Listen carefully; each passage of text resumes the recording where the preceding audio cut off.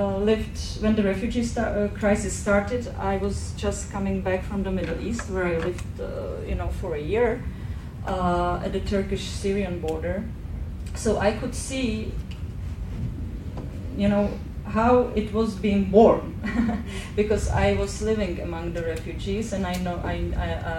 knew how they were thinking, what they were, how actually it started among them. Why did they decide to go to Europe in such big numbers and so on? And then I came back to Czech Republic, and I was really confused, because the way of informing about the whole thing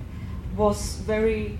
again, black and white. It was either, let's open our hands and just welcome everybody, and the other group was absolutely no, no, no. And there was almost no non-existent realistic discussion about it.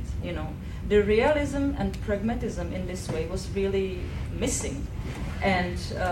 what I think was very puzzling for many people, and that's why I think these were the roots of where are we now, because I think that now it's really getting worse and worse, the perception, especially after the couple of attacks which happened in the meantime, was in a way the collapse of elites, and especially in the European Union, their indecisiveness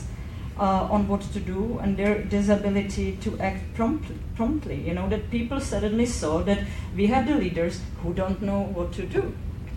They just don't know what to do. They just don't tell us, who we are, how we are going to react, and they are absolutely helpless. So people started to be really puzzled, and of course that opens the door to fear, and that of course opens the door to populists, because they come with easy solutions, and they come with that cocktail of fear, and we know what to do, and let's see this and this and this. So I think that it was a mixture of the elites' lack of being to act, and then of course the lack of proper discussion, of honest discussion, because I think that because of the groups telling, they were the groups who were saying, okay, the refugees, it's not a problem, Islam is not a problem, and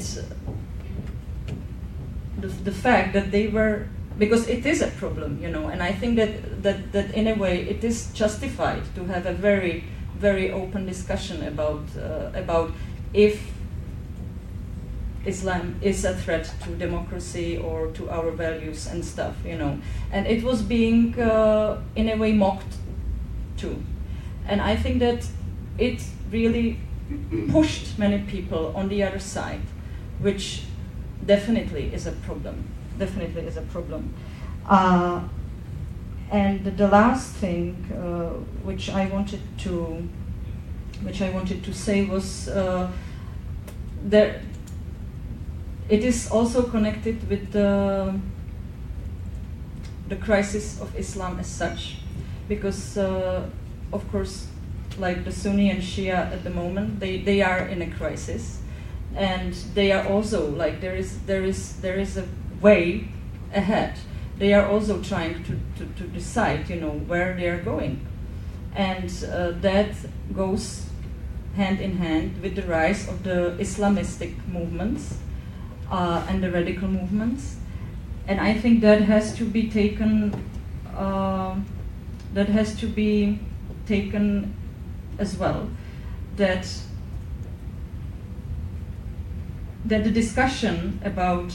Islam and the threat and the fear of people here, whether it is justified or not, and in what ways it is justified, in what ways it isn't, and these are all topics which were almost non-discussed in the media and among people, So I think that many people have a feeling that some truth is being hidden in front of them. It's not being hidden; it's just not being discussed. And I think that's that is a very big issue, and that is a very big problem of media, but of politicians as well, because they don't know, you know, they really don't know the knowledge of Islam and Middle East is actually very limited. I think among European politicians there is a certain naivety and this lack of knowledge, of course, makes space to populism, I think, and to very problematic dealing of the whole refugee issue.